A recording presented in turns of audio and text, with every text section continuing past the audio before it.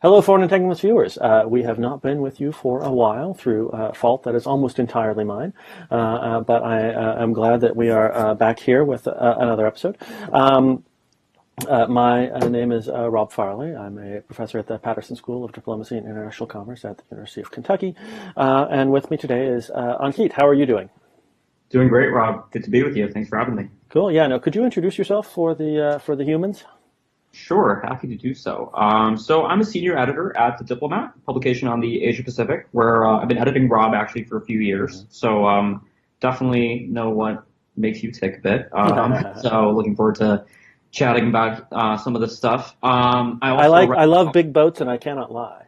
exactly. Yeah, I've had I host a podcast at the Diplomat. Had Rob on the podcast a couple times to talk about battleships and the Air Force, or Right. we shouldn't have an Air Force. And I'm also writing a column for the South China Morning Post these days Oh. about the topic of Asian geopolitics. And this is my cat. She just goes by Cat, so she's a very attached animal. So she will just be gently sitting here for most of this. Right, and your Twitter address, your Twitter handle will be at the bottom of, for anybody viewing this, his Twitter handle is at the bottom of your screen right now, and so please follow him on Twitter, and please follow me on Twitter as well. Today we are recording this on Wednesday, what day is today? 17. May 17th. As you may have noticed, the news is moving at a breakneck pace, but Foreign Entanglements prides itself on taking sort of a more slower, more artisanal look at the news. And so we are not going to start by talking about whatever President Trump is doing right now. We will segue into talking about whatever President Trump is doing right now, but we're not going to start there. We are going to start instead by talking about an issue that's really dominated the conversation on Asian security over the past, I think over the past month, which is the question of the United States and North Korea and tensions along the Korean Peninsula.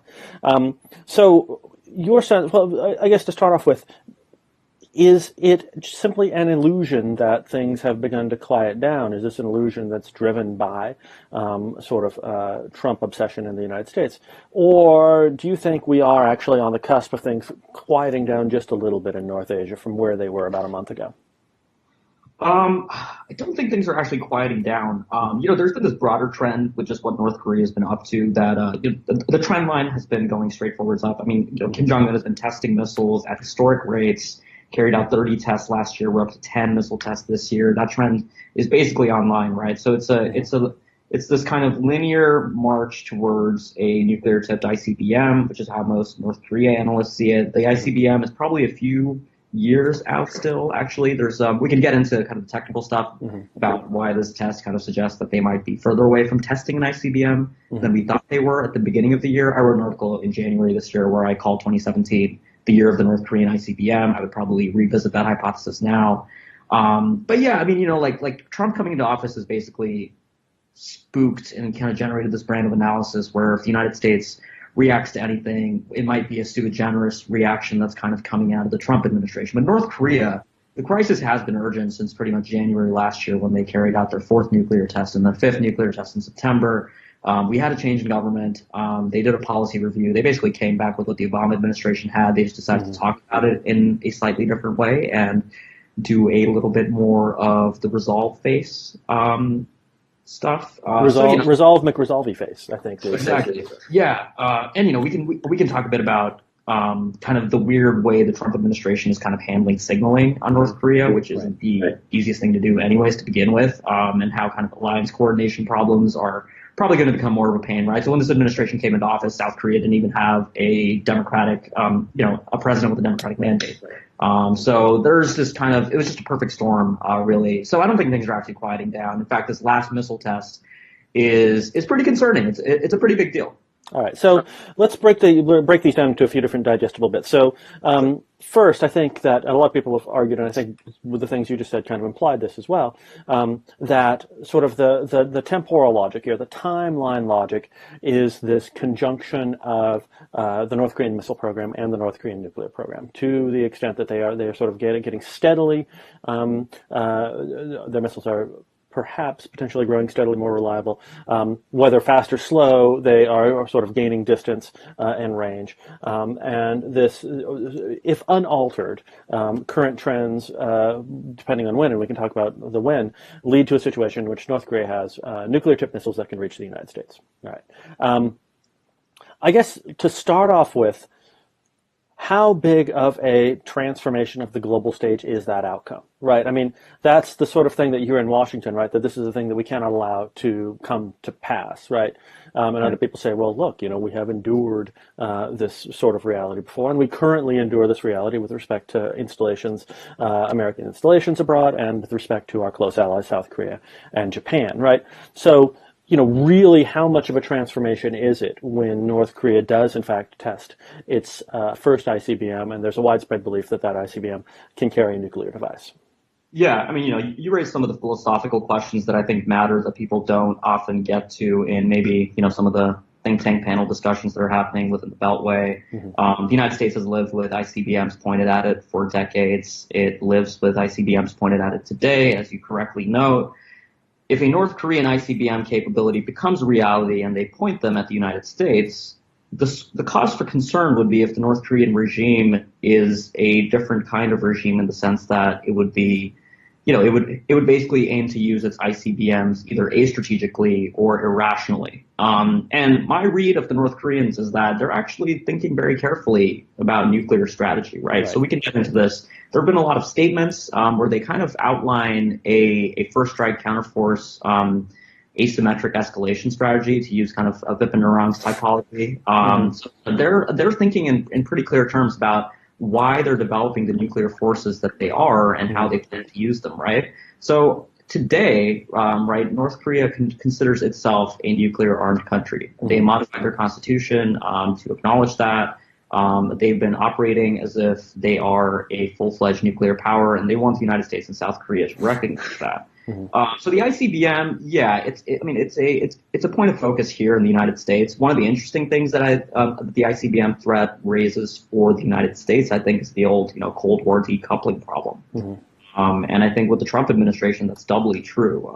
Again, I wrote an article about this, but the decoupling problem was that, West Germany, Western Europe worried that once the Soviets could hold the continental United States hostage, the United States would never, risk New York for Berlin. So that would, really never, it worried the Allies that the United States would never really consider that a rational calculus. And it's going to start worrying Seoul and Tokyo, especially when Trump's asking South Korea to pick up the tab for the Terminal High Altitude Area Missile Defense System. And we just call him THAAD. We just say THAAD.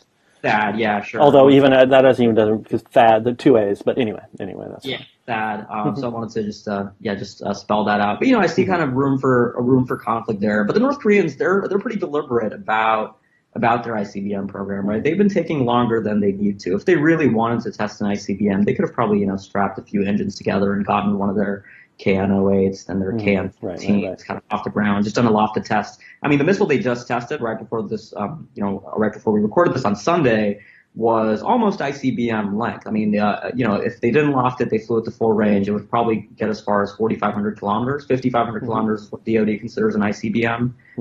So, just add a little bit more thrust to that, and you basically got an intercontinental range system. It could probably reach Alaska if it wasn't carrying a warhead. Right. Well, I mean, and the point I've made a couple times when people talk about sort of the poverty of North Korea and sort of the sort of the irony of such a poor country, right, is that North Korea now is probably richer, at least per capita, than the Soviet Union was in 1959, and the Soviet Union could do all of these things in 1959, right? And China was a startlingly poor country, certainly poorer than modern North Korea in the mid 1960s, and yet by the mid 1960s, China could do all of these things too, right? So it's really, and that it's a bad comparison in some ways because those are sort of continent-sized countries and North Korea is not. But this sort of development is well within the capability of a country of North Korea's technological development and of economic development, right? So it's not shocking, given the amount that they are devoting to this, that they're making some progress. Now, you suggested that this latest test actually shows slower development or a setback, or, I mean, I guess how would you characterize it? I think it's a pretty significant development. Hmm. So the missile they introduced, they're calling it the Hwasong 12. Pacific Command hasn't given it a designation yet, so I can't tell Hmm. you whatever KM designation will eventually give it. Hmm. But so it's an intermediate range system. It's the longest ballistic missile North Korea has ever flight tested, excluding the satellite launch vehicle, since those aren't true ballistic missiles. They don't come back down. Hmm. And they claim that they managed to test everything from launch to flight maneuvering to re-entry. It was all successful. Um, Notably, a lot of kind of the very good North Korean experts that I trust, North Korea watchers, seem to think that this missile uses a domestically manufactured and engineered engine that they showed off in March. So Hmm. in March, they carried out this missile engine test. And the engine tests don't get much attention in the West because they're just frankly less sexy than a nuclear missile test, but they matter. Right. They're, so look, like their program, you go back to the 80s, they get their scuds in the late 70s from Egypt. And they try to re-engineer them. They get really good at it. They're pretty confident now about their scuds, right? So they have the scuds and the nodongs. They know they fly. There's these kind of single-stage liquid fuel systems that are pretty easy to deal with.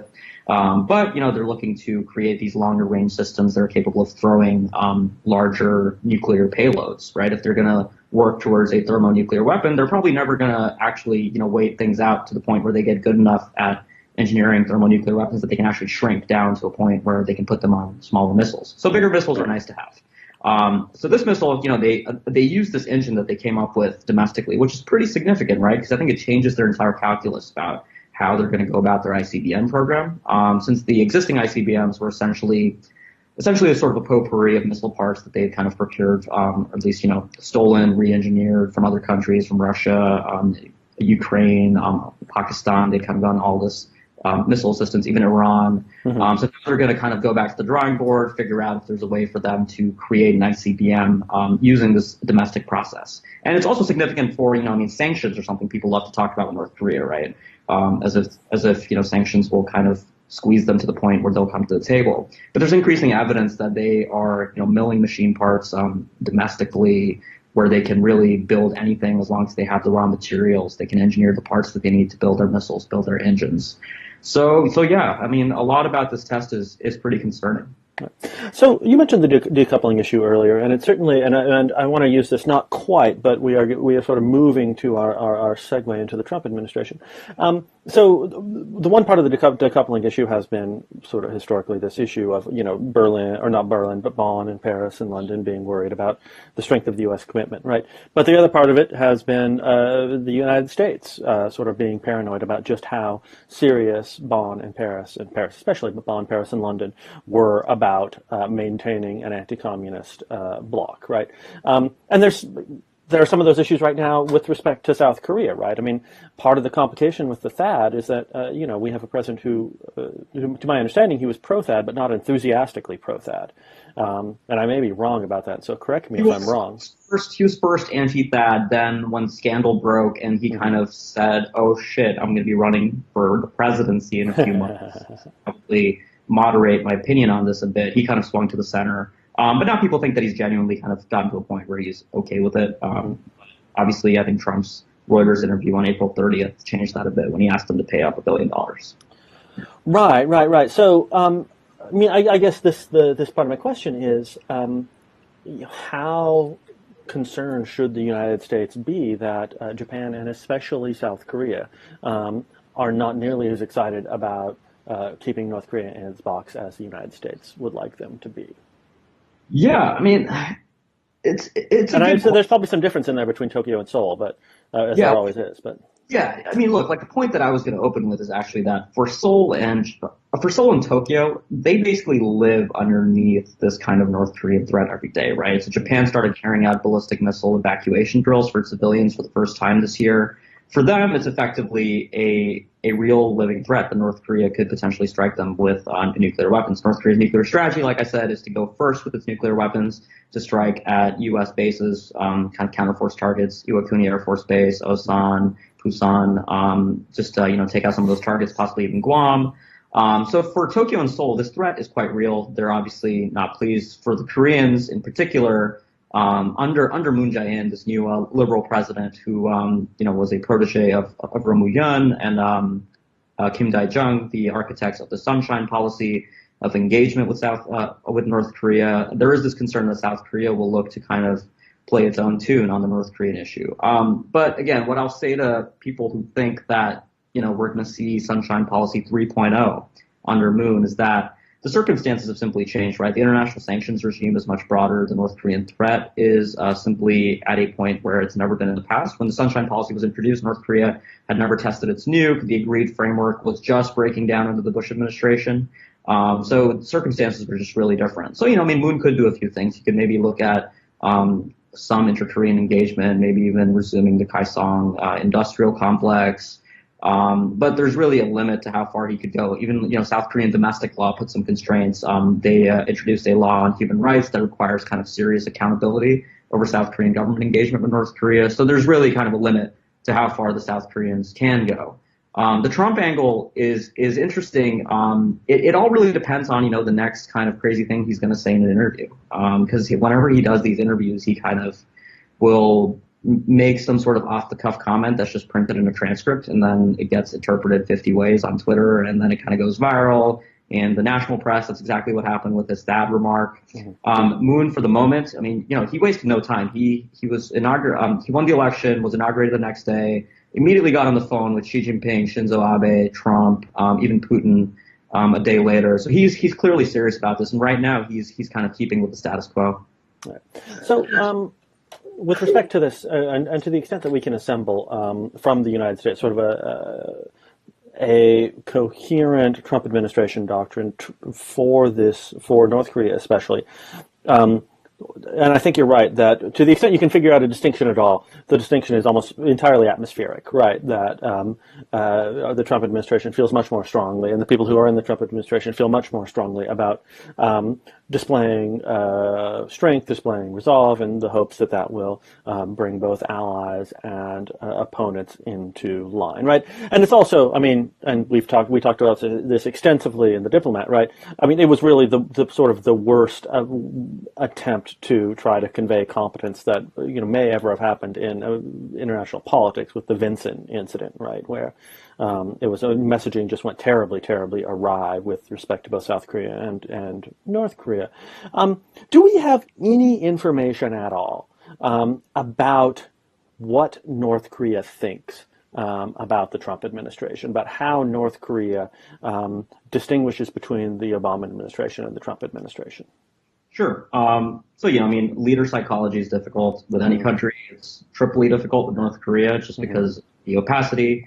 Their state media, look, they sort of get this insane rap abroad because they just have this kind of weird way of translating their statements into English. I don't read Korean, but, North Korean analysts who read Korean say that the statements, if you read them in the original Korean, they are much easier to parse out, right? So they use these kind of weird adjectives, but they're actually pretty clear. If you take them on face value, you read these statements that come out in kind of KCNA, Rodong Shinmun, even their foreign ministry puts out some pretty interesting memos. Actually, in November, a few weeks after the U.S. election, they put out this fascinating long memo that really got no attention broadly. I wrote about it, a few other North Korean watchers commented on it, but it was basically kind of their final take on the Obama years. They basically, said strategic patience didn't work. They kind of listed out every single engagement that the United States had with North Korea, track 2, track 1, track 1.5, whatever. The Leap Day deal in 2012. They commented on it all, and it was essentially their opening offer to the Trump administration, right? So they saw the Trump administration, I think, as this interesting opportunity. They probably, we know that they read kind of open source stuff in the West. They saw the reports during the campaign of Trump saying he'd have a hamburger with Kim Jong-un.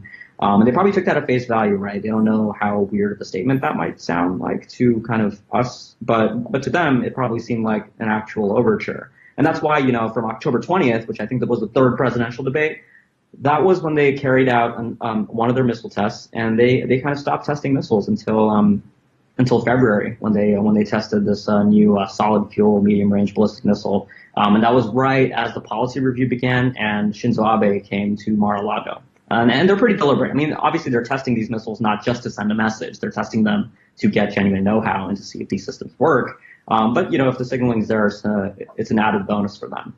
So yeah, I mean, I think they would like the Trump administration to leave behind strategic patience. And there's actually this really interesting statement by Nikki Haley yesterday. I don't know what to make of it because Haley and Tillerson are kind of they're kind of doing their own thing, each of them on North Korea. I mean, not only on North Korea, just in foreign policy in general. A good argument to maybe not have the UN permanent representative be a cabinet level official. But she made a statement where she basically dropped the denuclearization precondition, which is a pretty important part of strategic patience, right? Strategic patience was that North Korea has to come to the table after making this kind of bona fide gesture that they want to give up their nukes, right? So there's never talk of a freeze, but she basically put the freeze offer on the table. And we'll see if it sticks. It might not stick. It probably won't stick, knowing I've been burned by kind of reading these Trump signals incorrectly, so I'm not going to do that right now. But if they do decide to do that, if they tell North Korea that as long as you don't test a sixth nuclear device, and as long as you don't test ballistic missiles, we will cease maybe our conventional exercises and come just talk to you in the room, or just talk about talks. That could be a productive approach here. Mm-hmm. The North would probably be okay with that. But their list of concessions, I think, is a bridge too far for the Trump administration right now. Right. What is to open this up a little bit more broadly? Sure.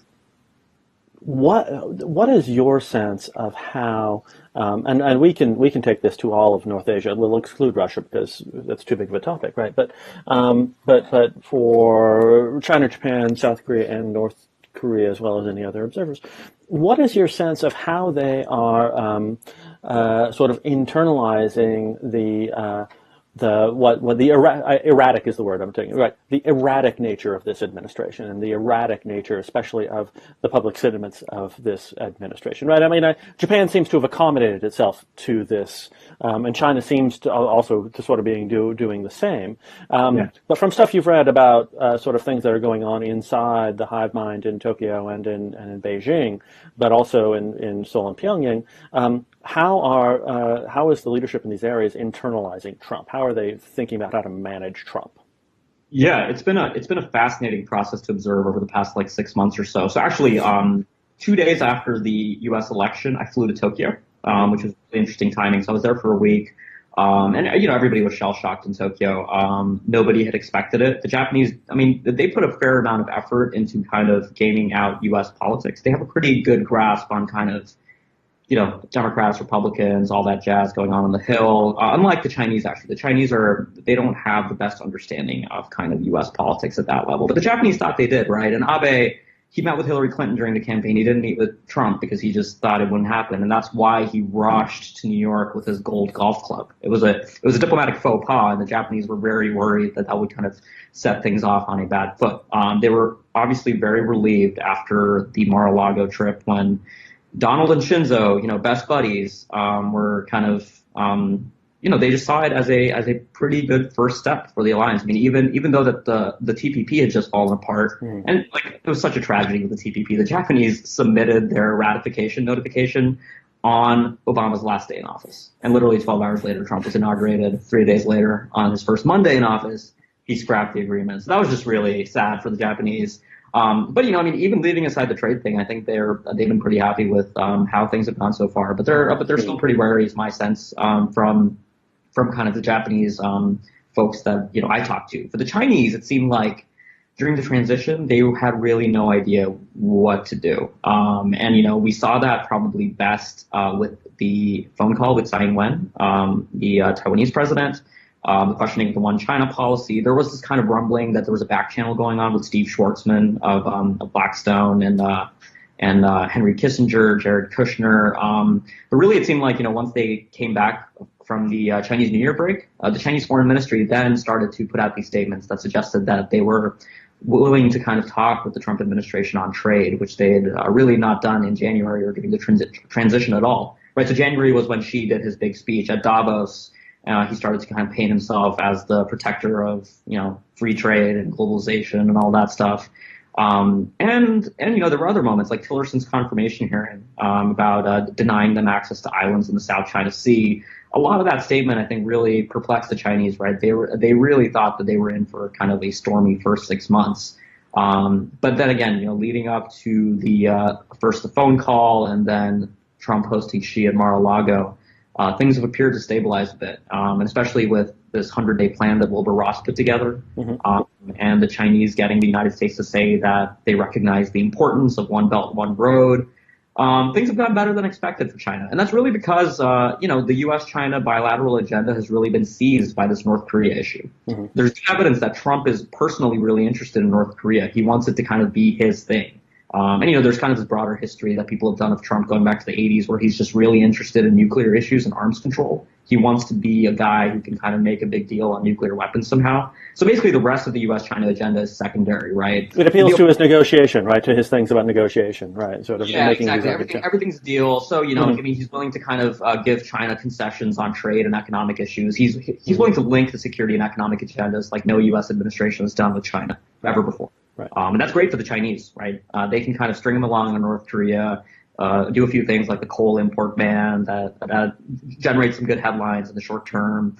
Go on with those, friendly phone calls with Trump and say that we understand what's going on with North Korea.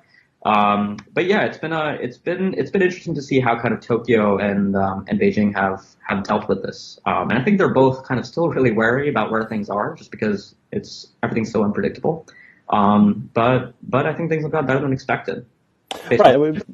Yeah, I mean that's my sense as well, right? I mean, I think that from the rhetoric that we were seeing coming out of the administration and the Tillerson hearing and so forth, and the initial phone call with the Taiwanese president, there seemed to be genuine cause for concern about a much more serious rupture in U.S.-Chinese relations, perhaps not so much in on the Japanese side, but that has thus far not been realized, right? And I don't have any sense of what things are going to look like. Okay, so I'm going to phrase this carefully, because what I was going to say was I don't have any sense of what things are going to look like when things start looking normal in Washington. But the reason I don't think that that's a useful statement is because I'm not sure things are ever going to start looking normal in Washington with this administration. It could be that the president simply has, and the president and the administration simply haven't had enough intellectual energy to sort of pursue a thoroughgoing review and sort of reassessment of the stuff that they want to do with China in this part of the world, right? And therefore sort of defaulting to stuff that looks not exactly like, but kind of resembles what the status quo looked like before they came in. With sort of this other stuff that's being dangled out there, like the linkage between economic and nuclear, and the possibility of negotiations between Pyongyang and the United States. But again, we may never get normality, and so there may sort of never be sort of a real strategic logic driving U.S. policy in this region. Sure. What has been the region, and so another part of this has been sort of the Trump administration's discussions about hosting Duterte and so forth.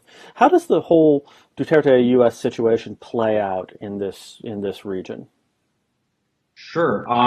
So Duterte has been an interesting variable in the Asia Pacific, right? So last year I was writing about the South China Sea kind of every few days. We had this major ruling in July where a 5-judge tribunal kind of basically said China's whole 9-dash claim was invalid. That ruling came actually 12 days after Duterte was inaugurated. He was inaugurated on June 30th. And then he kind of goes into this rebalance basically with China. He basically completely diverges with the Aquino administration, really kind of takes out this anti-Americanism that's pretty deeply baked into him, right? He's from the southern Philippines. He kind of internalizes the United States' difficult history in that country, difficult history with the alliance there.